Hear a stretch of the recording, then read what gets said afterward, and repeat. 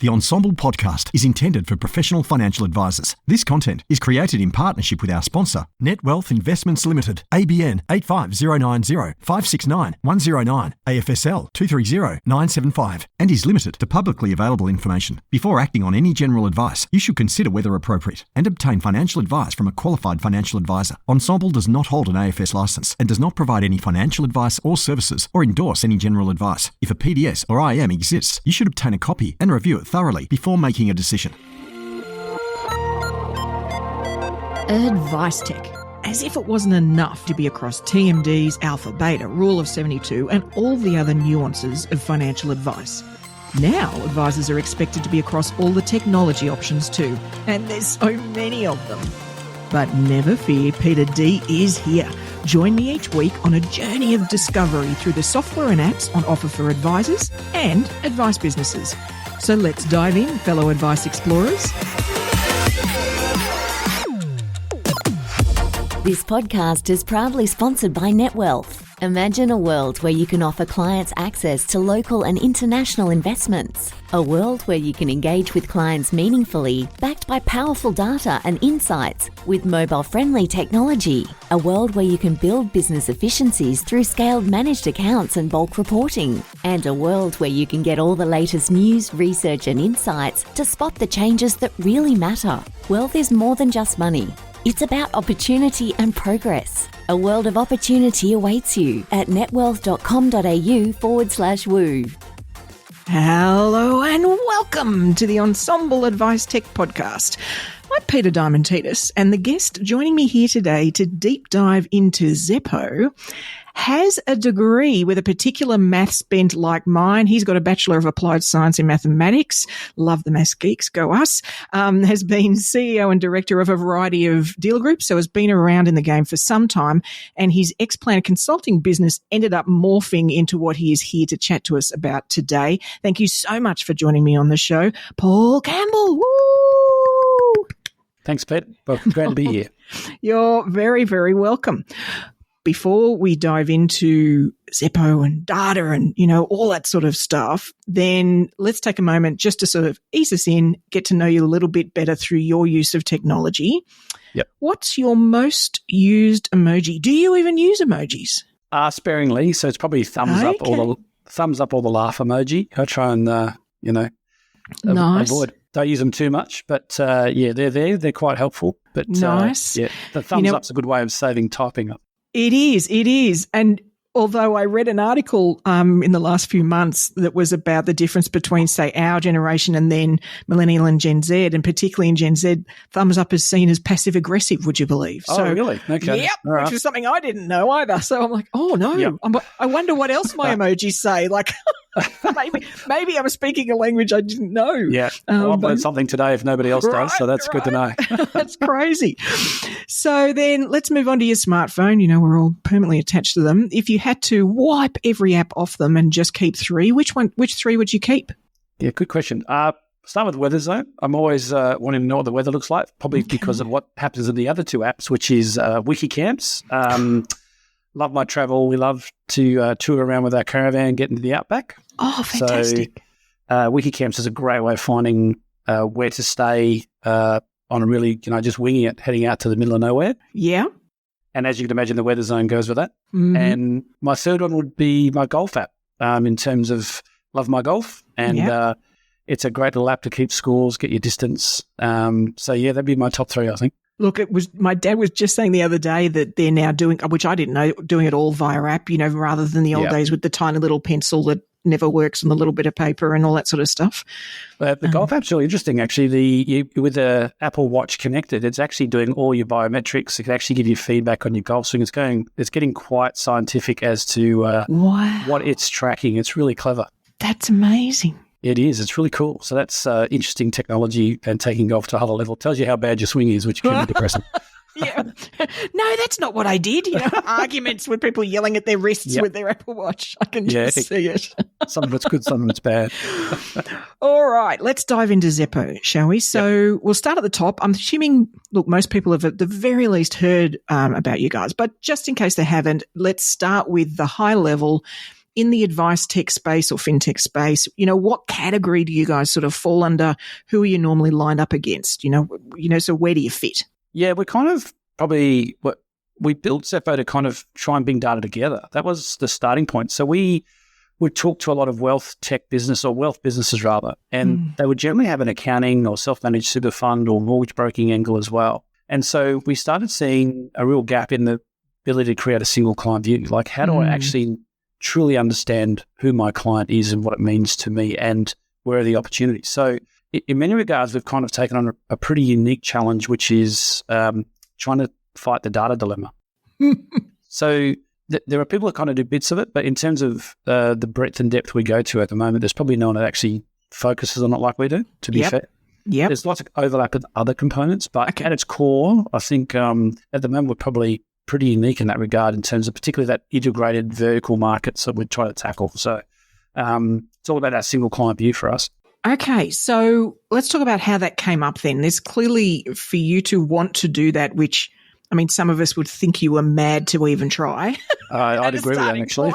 It was what the hell? Oh, heavens to Murgatroyd. Like, it's hard enough to get, 2 apps that it can in any way connect on terms of data. So I'm curious what the trigger point was. Like, what was the work you were doing that sort of caused you to go, all right, we need to do this a different way. We need to approach this a different way. Yeah, so when we first started 10 years ago with the advice side of things, we would go into a lot of big firms and we would see that they're running accounting and planning in the same firms. And so we just said to them, look, how are you running a business like that? Well, you've got multidisciplinary challenges, just curious for us. We were just saying, how are you doing that? And the phrase Holy Grail came up a lot where they would say, look, we'd love a single view. That's the Holy Grail for us, but it just doesn't seem to exist. Interesting.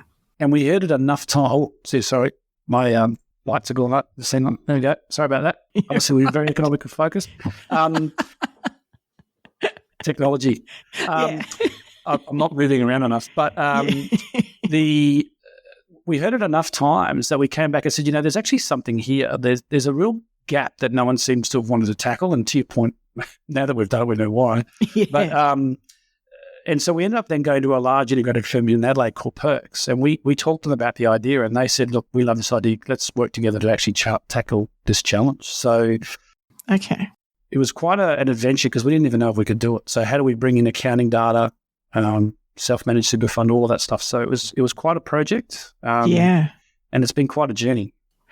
And I'm betting too, because what's interesting is the Xeppo as a concept actually got flagged to me first from within a dealer group, right? So that was them because they're like, oh, we need better insights into all of this data. So clearly it morphed beyond the silo offering of a holistic practice, so trying to get across the silos within a practice and has evolved beyond that. So, and I'm curious about the different layers of users. So there's, the whoever the individual, interacting with a client is, so they can sort of see into the different things that are happening for that client, maybe across different services. There's clearly the business across, but also then potentially, overarching might be a dealer group. So talk me through how each of those layers work. Yeah, again, when we got all the data together, it was a bit of a so what moment. So they went, oh, this is fantastic. Now what do we do with it? Yeah. And it was probably like having a smartphone with no apps, back to your point. So they said, this is fantastic, but without any enablement, it really doesn't, it's got no currency. So we kind of got there and went, oh, okay, we've done a lot of good work, but what do we do with it? So then we went on a bit of a journey to figure out how to make this data, valuable to the asset. So in many cases, data's not very sexy, right? So it's just, everyone kind of knows it's there, but have been so preoccupied with other challenges, they haven't been able to leverage it. So I think with my background predominantly being wealth, having run a licensee, I kind of put my own hat on and said, I would love to be able to use the data that's locked up in a lot of revenue and client financial advice tools and actually get better oversight of my business. So really having that knowledge was a matter of working with a lot of our licensees and said, look, what do you think about this opportunity? And they said, oh, that'd be brilliant. So we kind of then got quite focused as a project on how do we enable licensees. And there's some really complicated use cases. You've got licensees who are now opening up their architecture to allow a variety of tools to be used. And while that's great for the practice to have choice, that creates some real complexity about monitoring and oversight for a licensee. Yeah. So that's really brought us into the fold where we're now able to aggregate data across a number of different solutions and start giving the licensee a lot more oversight and also for the practices to actually use that data regardless of what applications they're choosing to use. So, and it's an important shift in dynamic, isn't it? Because what I think none of us really honestly realized or even were aware of is because of what you just described previously and therefore restriction on tools we could use because that's about compliance and oversight and things like that. In the end, what the client might desire, and I'm not sort of talking about client needs as much as I am the experience, right? Yes. What the experience they might desire, we just struggled to even consider. Like it just was so hard because it came from a different angle. Whereas if you guys can be tentacles through all the different options, then you could create uber-duper wonderful client experience that then can be brought together, and I think I like that shift in focus. Yeah, I mean, mandate data, not product, is something we talk about. Okay. And also, I think we saw a futurist at the Professional Planner Conference many years ago when I was still running a licensee.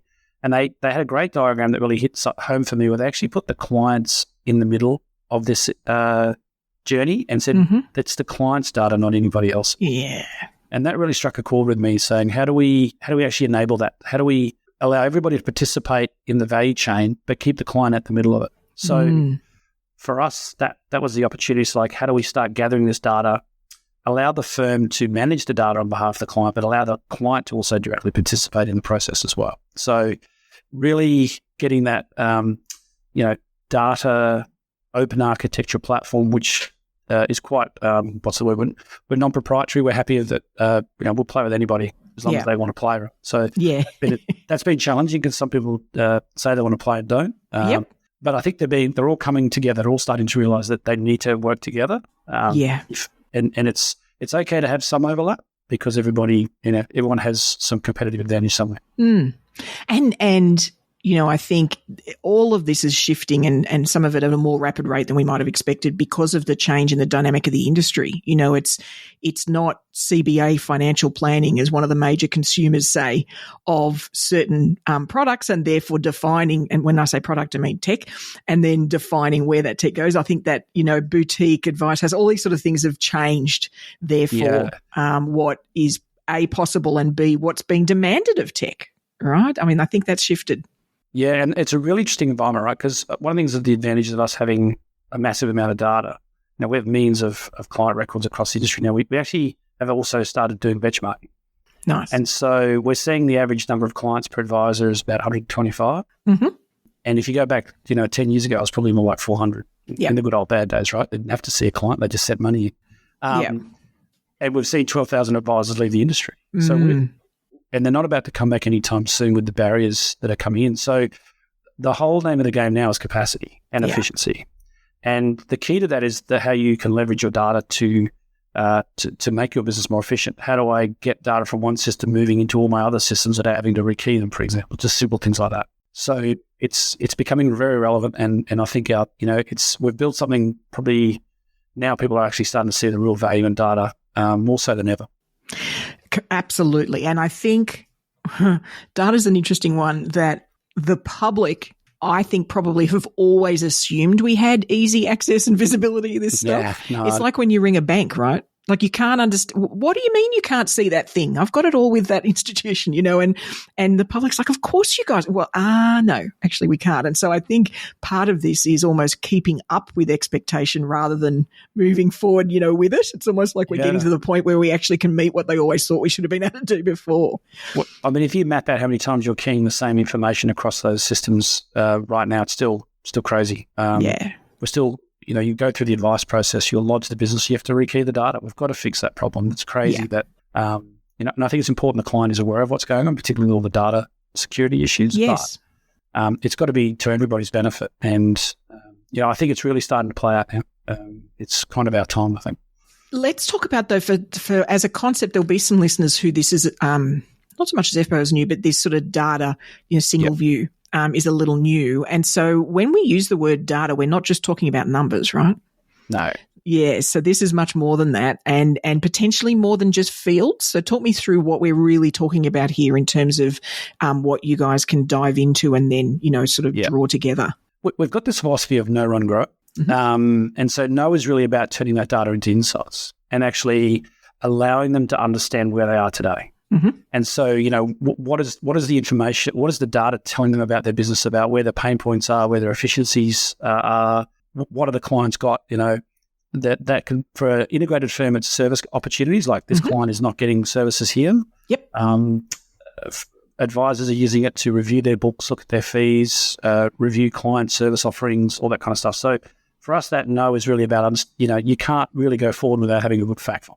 Yeah. So turn that into insights. And the tools like Xeppo is not doing that. That's Power BI. We've really embraced the likes of Power BI, but use whatever you want. But that's the data open architecture where we can say, right, we've got all the data here. Now let's use something like Power BI to really bring that to life for you and interact with your data. So that's kind of that's where we start with many firms, is just like, let's unlock it and tell you where you're at. And that's working for financial planning firms as much as it is wealth firms. Yep. And then you get into the run, which is, okay, now that I know what I know, how do I go forward from here? And that's really about connecting the data. So for us, that's where we start allowing data to move efficiently between a financial planning system into a Word document, into a signing document, into a marketing tool. And so we can look at things like data automations. So one of the things we're really keen to do is, rather than having people do manual tasks, if we can see the data is telling us something, why aren't we just doing it automatically? So we're really moving to the data automation stage where I can see it's somebody's birthday. I'll just send them an email from you and say happy birthday as if you did it. So we can really, and revenues, this client's didn't get paid. You didn't get paid for that client this month. What happened there? Let's tell you about it. So, and when it happens, I think that's the other thing is, and one of my greatest frustrations is but you've got to remember to run the report, check the report, find the exception, and then act on it. Like, oh my goodness. So we've just launched this idea of a Xeppo virtual assistant. And the whole idea is that this virtual assistant actually just monitors data and acts upon something you've asked it to do. Like, you're onboarding a new client, can you send out the FSG? And the assistant will just do that. But as to your point, it's just monitoring and watching the data and doing things that normally you'd have to have someone, like, the reporting's great, but someone's still got to go to that report and look at it. So why not actually have the automation tool look at that and say, I'll let you know when I see something worth seeing. Yeah. They're all about trying to create efficiencies and a better experience for the client, because if I can see the reviews coming up, I'll just kick off the review process. So there's a whole bunch of things we can do, and we're just really starting to untap that as technology gets better. We're really keen to move that data around. Yeah, and it's there's so much of that we do manually, even for I would call us a highly automated practice in benchmark against most. We use a lot of tech, but there's a lot of that. It's that triggering stuff that's manual. It's that stuff. And I mean, the difference would be if to remember to fill your car, you didn't get a light or you didn't get a dial. You had to either peer into the actual fuel tank or it just runs out. Like, that's the equivalent. Like, this is insane. Why are we doing this? It should just be blinking light. Oh, okay. Or blinking light and it already gets filled. And we've also got the concept of almost like a chatbot where I can actually say, can you send all my active clients an updated FSG, please? Right. And it will just carry out the process. So to your point, it's all about trying to automate those tasks that take, and so free your staff up, because if I can free my staff up, I can get them to cope with, more growth, service the advisor, the clients rather, and do things better. So, and then the other thing is then moving that data. So we can now connect to hundreds of applications. So marketers, rather than you having to manually update a marketing list, we'll just build the marketing and maintain the marketing list for you in MailChimp or ActiveCampaign, whatever you're using. Let's just move that data into those apps. So I think the Net Wealth AdviceTech report talks about how most firms have about 15 applications in play. Let's get them all talking to each other. So that's where we're heading at the moment. And so, look, a couple of things. This is spawning a whole lot of questions, but I think something we should cover off. It's easy for practices, even like mine, that are smaller. We've got our own license. Then to go, but this is for the big guys. Is that the case? Is this only for multiple disciplinary, over 10 advice practices? No, there's always a price point where you see the value in that data. So that's for us. For us is that if I can, for example, pick a number, $12,000 a year, if you can do this kind of technology, that's cheaper than having an admin deal with this. Yeah. So it's all got to be aligned to that what efficiencies are giving me. Yeah. But no, we very much think it's about giving that scalability to a firm like yours, where it starts giving you peace of mind. We've got KRI tools where we're watching and looking for all those KRIs that you're obligated to meet. Mm-hmm. If we see a fee for no service risk, we'll tell you.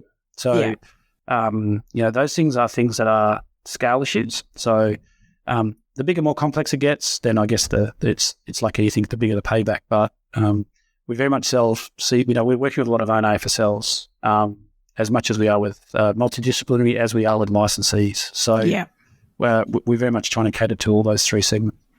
And you said it before, but I think going forward for the next few years, capacity is the thing we're going to be focusing on. Yep. That's what it's all going to be about. And it's not necessarily something that historically we've really spoken about. Productivity, yes, but sort of in a business sense, but the capacity of an individual and even being able to get a sense of that. Are we in the green zone, the yellow zone, or the red zone? That's always been super hard to do. And you have to really have a handle on we're sort of really proactively watching that stuff, but even then it's very hard to get that sense. Yeah. And that's at no run grow, right? So where are you? What is your capacity at now? How does that compare to the benchmark? Are you ahead or behind? Yeah. And then where do you want to get to? So we've kind of got an aspiration where we want to align our thinking to, at a minimum, we want to allow you to grow, add 50 clients per advisor as a capacity without increasing cost. And I think one of the things that we know technology's not necessarily been succeeding is that people are trying to cut software costs. Oh, it's happening here. I'm sorry. I'm going to share with the listener here. This is hysterical. My lights keep going out. While you are listening through audio only, to record these episodes, we actually have visual as well, so that we can eyeball each other, which is great. But once in a while, Paul's head goes completely dark, which is fantastic. So I'm getting, sort of an audio and a show, which is just fabulous, which hasn't happened before. We're very environmentally friendly. Exactly. But what I was saying, picking up is that we've got to focus on that. We've got to be aligned to that efficiency growth, because that's really the only way I think we are able to grow at the moment. So we've got to get the advisors being able to see clients more effectively and not being caught up in other things. And if we make them efficient, then what happens downstream? It's, I use the analogy, it's like building a 4-lane highway, and then you get to the end of it, you still got to merge in the congestion just somewhere else, right? Oh, absolutely. The feed into the product provider, that's our wall actually for us. There's a lot of productivity we manage to extract in the advice operation, but when it hits implementation and the providers, been talking about that since 1996, if you can believe. So we very much want to do lodgement. Once you've done that process, we've got to work. The platform administrators need to realise that the lodgement doesn't start at their product; it starts well before that. Yeah. And one of our goals is to allow product place the lodgement data, the data straight into the lodgement platform. So, and we know that's a big one. It's just a matter of getting everybody on the journey. But so it's all those things we have to solve now, and they've never been more important because finding good staff or finding staff it's getting hard across all levels, right? So and every industry, it's not just us, it's everywhere. So we're kind of the enablers to that. We're not necessarily got all the solutions, but what we want to do is connect to those solutions that digital signing is probably the biggest evolution we've seen in recent years compared to anything else. So things like the virtual assistant for us are things that are directly trying to remove, like, rather than talking about CRM, let's talk about no CRM. Yeah. How do we actually do some of those tasks without you having to do them? And look, there's a lot of quotes, like you mentioned, about the number of clients per advisor. And the problem I've always had with those is, in my mind, that they were measured based on old school ways of doing things. I'm like, I don't think that's actually what the capacity is if you're optimized on a whole lot of things. If that happens, I feel like that figure can change. But there's a journey, right? And we do have to, there's layers to that. And depending on the service type, of course, too. So it depends on the way you're engaging. But it's there if you want to. Yeah. But I think, we've been pretty fixated on advisor count recently. I think we actually probably didn't look at number of clients being given advice. That's because if we've lost 12,000 advisors and they average 125, that's $1.5 million or from advice clients. Like, right. I don't think, hopefully it's not that bad, but that tells you what's happening and how do they get back into the market. So we talk about digital advice. That's a whole different discussion, but those people want advice. They want a relationship with an advisor. And at the moment, they're queued up out the front of people's offices. So the opportunity's never been better. Yeah. But the advisor's got to be able to touch it and get to it. So that, to us, needs to be a priority for tech players like us. Absolutely. Now, in terms of, people considering this for a practice, then I'm betting there's some sort of insider tips you could give that's almost before you even embark on this. And one of the things I guess I'm curious about is I think through, how you can really get value out of having all of those insights and then being able to act on them is, for example, if an advisor isn't looking at their process as a whole lot of micro tasks and they've still got this big provide advice, implement advice, review, like if they're looking at it in a chunky way, I'm betting that it's much harder to really get these sort of little automations happening and get this data. Is that valid? Is the sort of depth of which you understand and have really sort of mapped out your process is going to make a difference when you engage with you guys? Yeah, I think it's probably more, it's as much as how much you're prepared to want to make it work and invest your own resources into this. So any tech can work if you want to make it work. Yeah. And I think probably the biggest failing we see is that they buy a piece of technology and think it's just going to solve the problem. Plug it in. We've plugged it in. Why is nothing happening? It's still a car. You still got to drive it and you still got to be a proficient driver. So we always say, what's the biggest success factor? And we always say having resources within your business focused on making sure whatever you're going to do with technology, you commit to it. And does that mean you therefore would suggest, or the success stories are when somebody in the practice and not necessarily the principal or somebody senior, somebody sort of takes a bit of ownership for the project? Absolutely. Yeah. You always need a champion. And again, that's true for any piece of technology. So someone's got to be KPI to it. We've got to be really clear on what you're trying to achieve. Why are we doing this? And how are you going to measure success? And how are you going to get a return on investment? And I think that's our learning work. Our learning also is that we've got to be with you along the journey. It's got to be a partnership. It's not just about us putting the technology in and walking away. Yep. It needs to be a real partnership from start to as long as you're there. That's something that we've kind of really understood better in the last 12 months is, okay, because your needs will change. Like you started here, the journey was, these were your problems, but in 6 to 12 months, those problems will change. And you need someone like us there to say, well, okay, what do we do about it? So it needs commitment on both sides, I guess. It still comes down to people as much as the technology is the enabler. Yeah, and look, I can see that even with new tools like a product Rex. Nick's done a great job of solving a unique problem. They're like, it's so awesome. But he's rapidly responding to what all of us are going, to be good if, like that sort of interaction and being willing to give that without, it's not a complaint. It's just mate, this is awesome, but if I could also do that, that'd be fantastic. That sort of dynamic, I think, only improves the outcome for everybody. That's a real tech problem, though, is when you first start out, it's very easy to do that. And then the layers get bigger and bigger and bigger. And so that every product faces that challenge of making sure you don't over-engineer as well. So, well, and I think the other thing too I notice, and maybe this isn't a fair reflection on tech as much as it is tech within providers, for example, is they then end up having a pathway so long in terms of, the list that you almost, like once in a while I feel like saying to them, I think you should just delete the next 12 months of whatever you're going to do and jump, just leap into the next lot, because it's taken to, and that's not a judgment of how long it takes. It takes time, but sometimes you've skipped the need, and now we could, go right past something and straight into, I don't know, two-factor or all sorts of other things that could just solve another problem.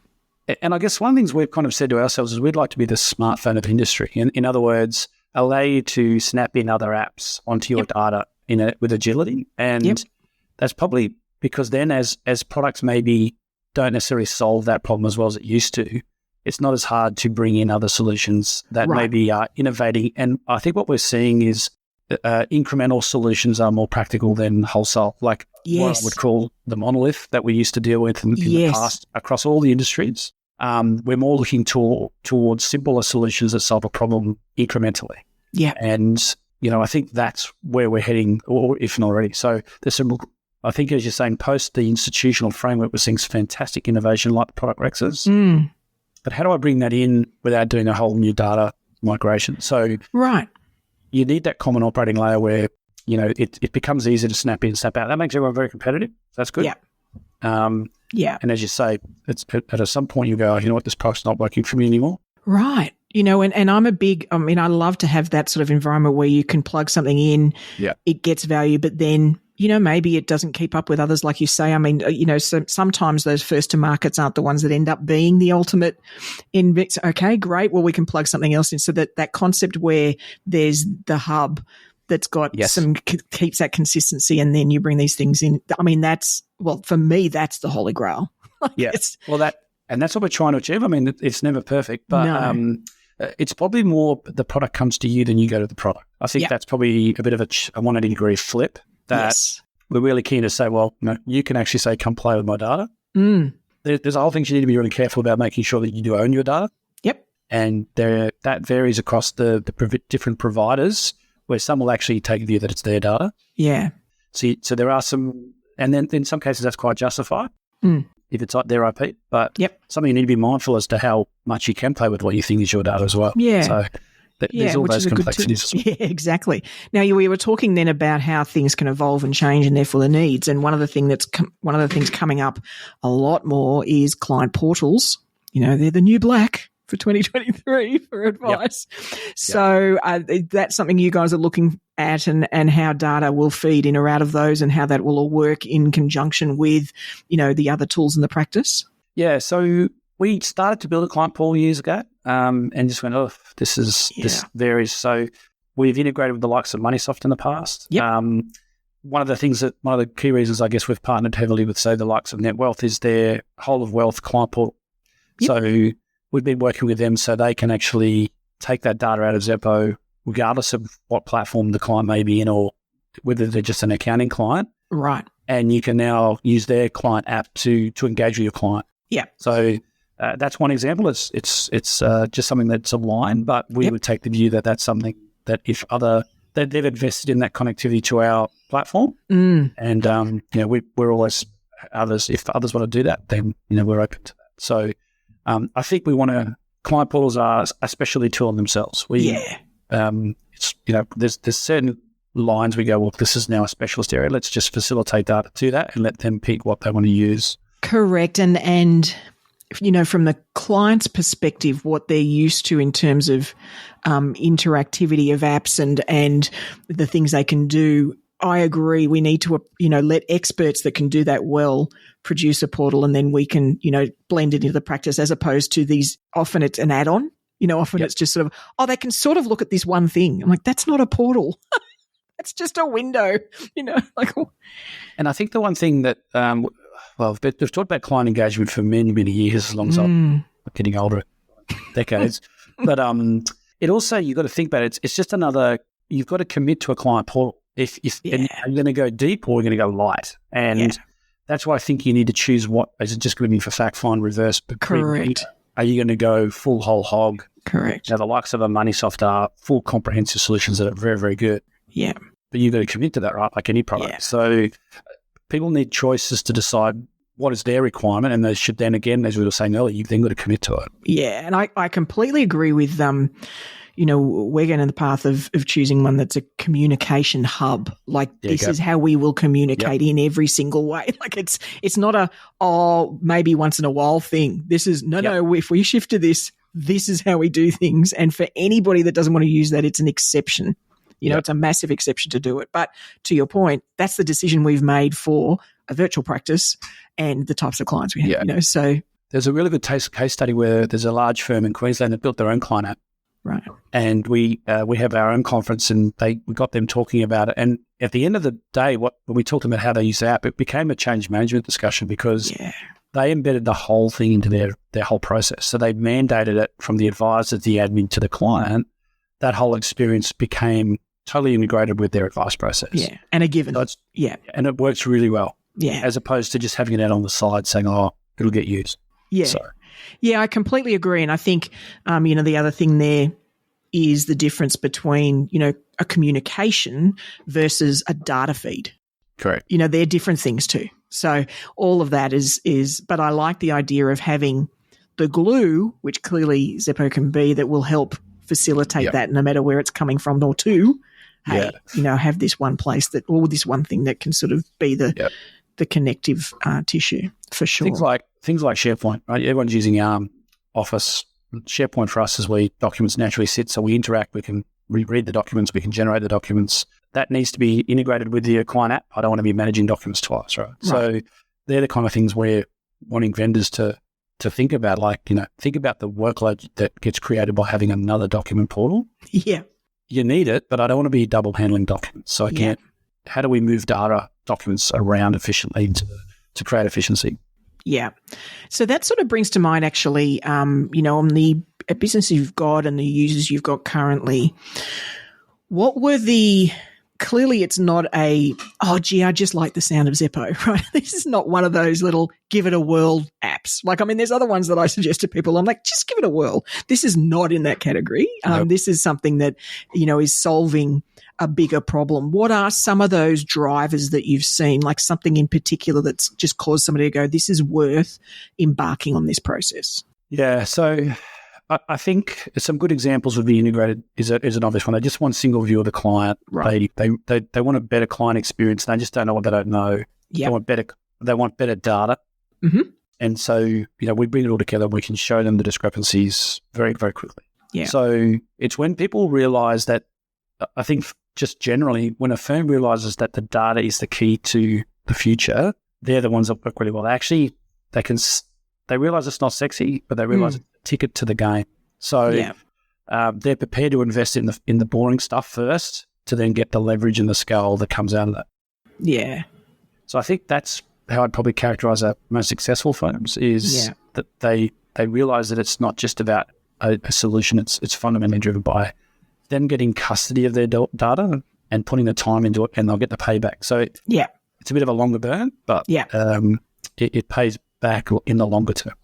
Well, and I think, I can absolutely see a use case where, there's a number of practices that are going to be revisiting their fees, right, and how much they charge and how that works. Well, in parallel to that, then having confidence or understanding or insight into a per client profitability, like to be able to actually see, right, hold on, this one, because of the way we work, because of it may be because of the individual, but it also may be the service you're providing. Wow, that's got that margin, whereas this one only has this margin.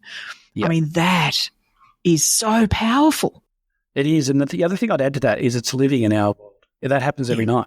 So typically at the moment, that's a project where I've got to extract the data, shape it, manipulate it, maybe even have a consultant shape it. Yeah. And I look at it, make decisions, and then it's dead. And then I've got to revisit it. So our view is the efficiency then becomes, well, look at it as many times as you like. It's going to be as of yesterday. So you can actually see the impact and track it through as well. So benchmarking for us is life benchmarking. We're not relying on a survey that happens and then it's pretty much 6 months old. Right. The benchmarking becomes real time. So you can actually look at how you're going. So I think it's just bringing the timeliness of data back too. So that is a big efficiency. And sometimes proprietors don't realize the amount of time their admins are spending building charts, reflecting all that. Oh, they just see the result, right? Yeah, because there's so much talk in our industry about the cost to produce the advice, the advice pointy end. I honestly think that going forward, where a whole lot of value is sitting that's just not being realized is in support and admin. I just think there's just so many things, and it's not their fault at all. In fact, it's quite the reverse. I think, if we unleash them, they'd all love it. But not only on, doing the right task at the right time, multiple, data entry, all that sort of stuff, but also being able to watch and see, well, hold on, why is there so many of those queries? Oh, because we're having to call back that provider 4 times to get a result. Starting to be able to see some of those red flags of where we're almost subsidizing the institutions because of the way they're working. Well, I would love that insight because I'd start to bang on doors. I'd start to make some noise about it. Whereas right now, if you do that, it's anecdotal.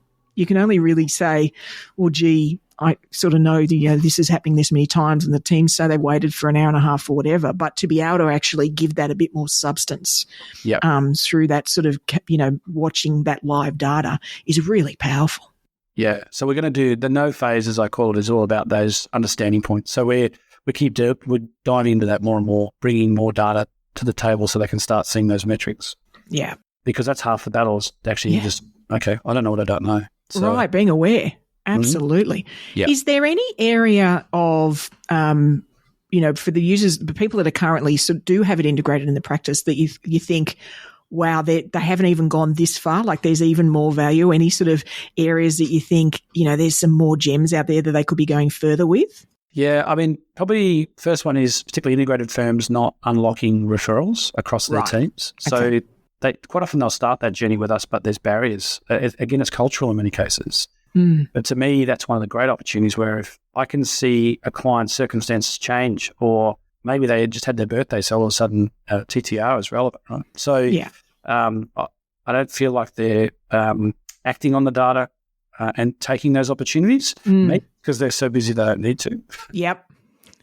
But I think that's one area. And I think it's probably more with us to actually help educate them to take those opportunities. So I don't really think they're the problem. I think our challenge is to communicate those opportunities. So I think they're getting into it. It's keeping it current. It's coming back to it as the challenge. It is. At what moment that we're constantly having to make relevant, and we just keep trying to bring in new technologies to make those points. Fill those needs. Yeah. Yeah.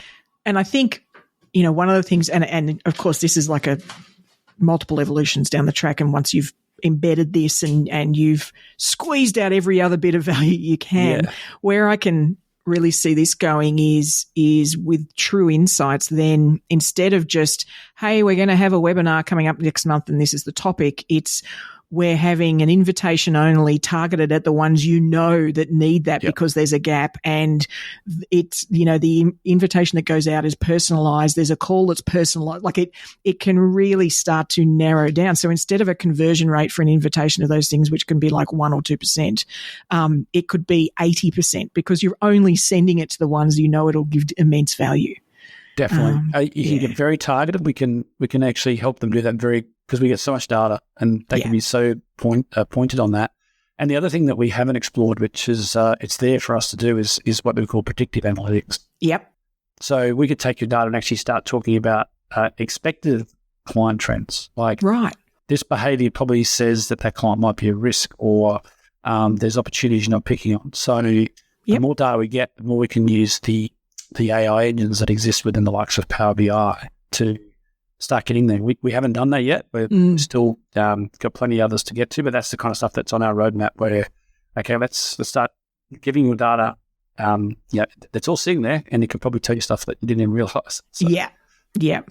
And so, at its heart, your tool is sort of about integration, isn't it? Or certainly about data sharing. And so I'm imagining there's a big long list of things that therefore you guys talk to or peer into. How does that work? Like, how do I, if there's a practice that comes to you and they happen to use this new thing that you guys haven't worked with before, how does that work?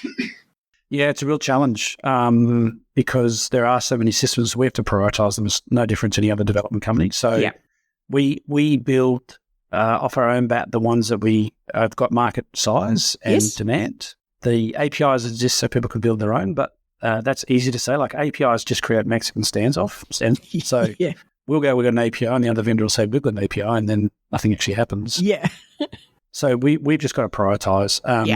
We have got new technologies now that actually allow for more rapid integration capabilities. So now that we've got that, we're just starting to look at how do we use that better. But it's a challenge. It's not easily solved. And so we very much let the client demand drive our priorities. We don't just said, let's go build that because it's cool. Like, we started with the likes of Xplan, the Zeros, the APSs, the classes as well, because we knew they were in demand, being well used. And we are, like, particularly in financial services, we're just at the moment pretty much connecting to the broad range now because the demand's starting to get there, right? So, so more and more connections are coming, and they're working with us. So, and part of that's their willingness, and part of that's also the large licensees that have opened up their architecture. Are pretty much saying you can play, but you've got to connect to our data source, right? And therefore, that allows the licensee to allow them to play in their group. But on the basis they get the data so they can manage and meet their licensing. So it's a bit of a triangle going on there where it's kind of self-serving. And I mean, it makes sense that it's the, say, for example, the advice tools. What about the more generic CRMs? Like, have you guys gone down the path of any of the, I mean, what's one off the top of my head? Salesforce, others that are sort of the more generic ones. Have they come up as well? They come up. We built a basic CRM in our solution. We did that because we originally just used Dynamics because we didn't see why would we build a CRM? Our clients actually took us on that journey. And so that's kind of been good and bad because I think other CRMs see those as a bit of competition. Right. But we see that as a very simple option. We've connected to a couple of other CRMs, but it's probably the one area where I think we've still got to come together with those other CRMs to say, look, CRM is choice as far as we're concerned. Yeah. And there are things our CRM intentionally does not do. And Salesforces of the world are, if you want to embrace that kind of product, we're never going to compete with that. We don't want to. Yeah. So have we integrated with those? Not so much to this point, but we'd like to. Yeah. And ultimately, it's probably, well, for me, what I've seen is been a bit of a restriction of our, you described a client center or client-centric approach. Those tools are the ones that have, outside of our industry, have always tried to have that at the very least, whereas, the tools within the industry sort of has an almost, I guess, advice process-centric. Correct. That's where they're, the center is. So I can see the positive to some of those coming in because it sort of forces that shift. Yeah. So CRM's a really interesting one, right? Because I think a lot of people are embracing alternative CRMs because they want more in that area. Yeah. But CRM in itself is a really hard area to play because it directly affects everyone in the business. It's all about your processes. It's all about those components. So it's not an easy thing to change from whatever you're doing now to where you go. Yeah. And so while data helps, don't underestimate the time and effort and commitment you need to do whatever that. CRM. Yeah, you need to embrace it properly like we were discussing earlier. Yeah, absolutely. So looking forward, there might be some, things are coming up on the development path. I'm curious about those, but I'm also curious about where you'd love it to go, where, like the sort of wish list that's a bit further down the track as well for Xeppo. Yeah, good question. Look, just more connections, more velocity of data. That's probably the high level. We'd love to see straight through the platform. Yeah. We'd love to, more interactions with the other products in your ecosystem so that when I make a change, I know it's just going to flow through nice and efficiently. Yeah. Sending data to other systems is sometimes easy and sometimes quite problematic. I've done it a few with my lights. So, that's probably just the general statement, like more data, more connections is kind of our priority. It's not easy. It's quite a complicated thing to do.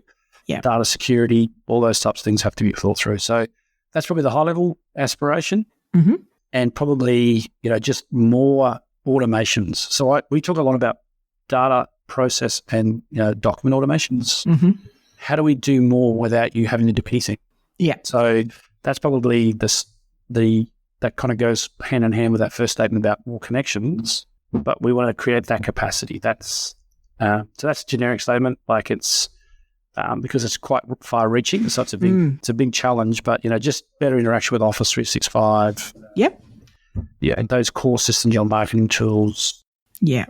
Your platforms, your life providers, that kind of stuff for us is who we'd love to play. And there's just so many, if you can get that far, there's so many ways that can evolve because even, okay, we've created this thing, it's got to get posted out, it can auto go to the mail house. Like there's some things that we all just see as a given that we all have to do, which actually you don't. It just requires so many layers, like you say, of analysis, development, attention, to get there, but it's possible.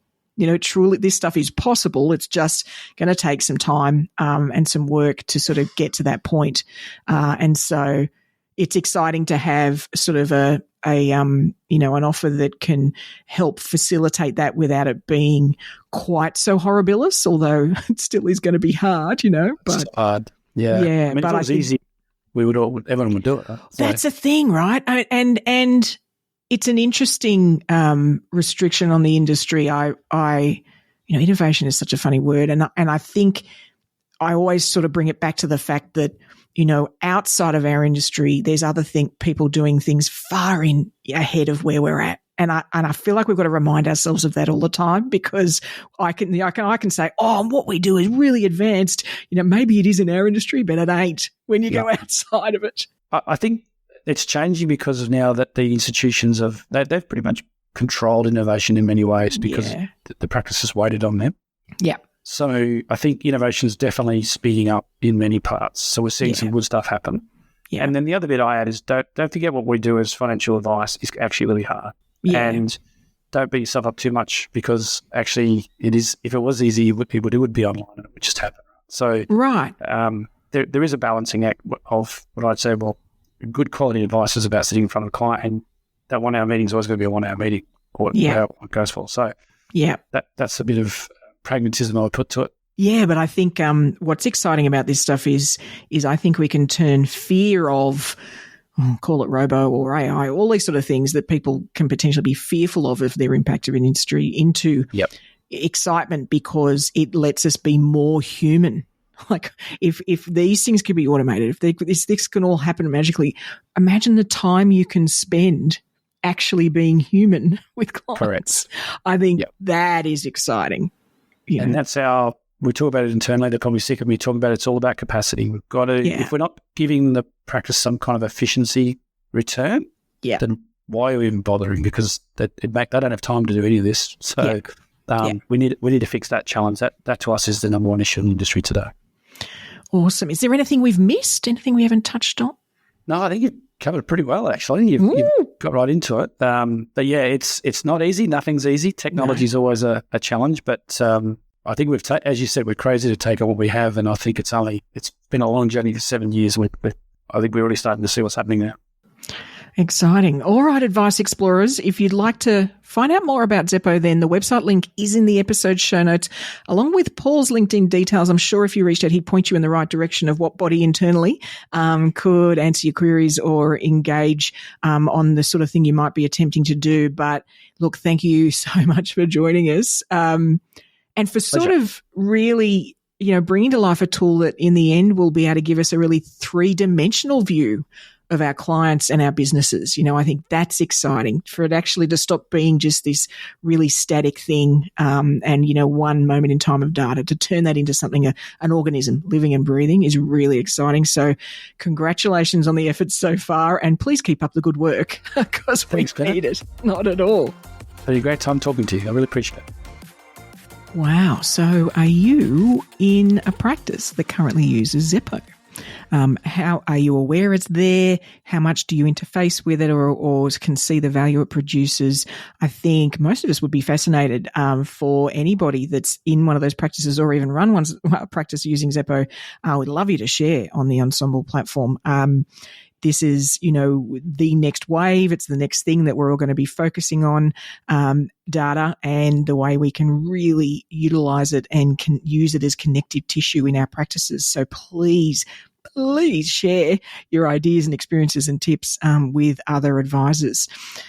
And as for sort of my thoughts on this, it's interesting. I think, advisors will often reflect that, hey, for accountants, tax returns, when you do your tax return, it's always looking back, it's after the fact, and therefore it's difficult to improve anything because it's sort of a bit too late to make any changes. What's interesting, though, is that very approach is often how we're sort of running our advice businesses, right? We might do an analysis at a point in time. It might happen at the end of the year or, that sort of timing. At one point in time, we check out what's happening and we decide, what, to optimize or to improve productivity, let's change a process or add a step. But then once we do that, we've only sort of got anecdotal evidence of the impact, and maybe only when we look at it again in 12 months, do another analysis, will we see whether there's, any improvement or what sort of actual value that decision made.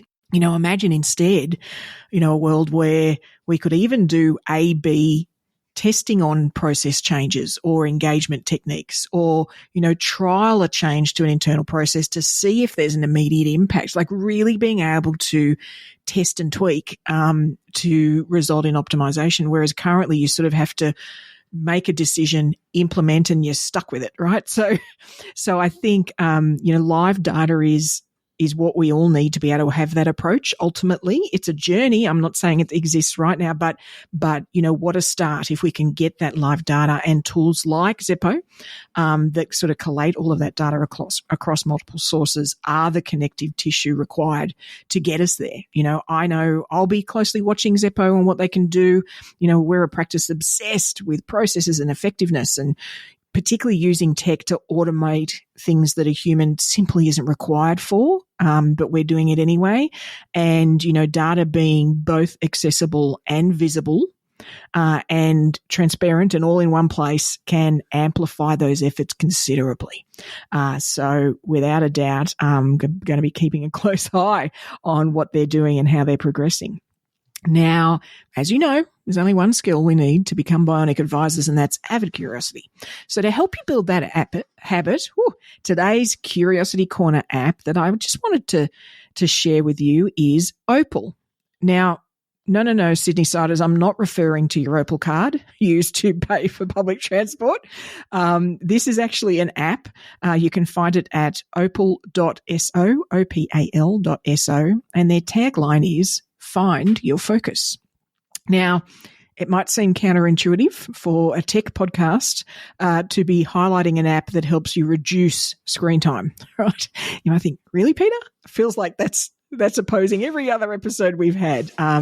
However, I'm a big believer in using tools well, not mindlessly, right?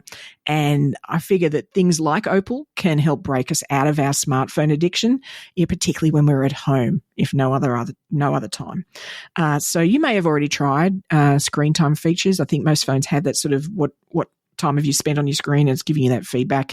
But the difference, as I understand it, is with Opal, you get to apply a combination of restricting apps that you can get to in certain times, giving you real-time feedback, but also rewards so that you can begin to focus much better on the thing you want to focus on right now and snap ourselves out of that phone zombie mode that we all get into. So please, if you do check it out, let me know, and I'd love to hear how you go and how it manages to give you a little bit of sanity back, perhaps. Well, that's all we've got for this week. Be sure to subscribe to the podcast so you'll get your AdviceTech fix automatically sent to you each Friday. And if you're keen to hold a team building event that really ignites their curiosity, then I would love to run an Awaken the Misfit Within workshop for your team, where we sort of get them out of survival mode. We move beyond just adulting and we really start adventuring. The conversations and the connections created in these workshops are incredible. And as your team build their curiosity muscle, then they're also learning a skill that can be applied in the practice in your future innovation efforts. So it's got a bit of a double whammy benefit there. If this is of interest, then please reach out to me on LinkedIn /PeitaMD. That's PEITAMD. Otherwise, I'll look forward to turning up in your earbuds next week. And remember, Advice Explorers, stay curious.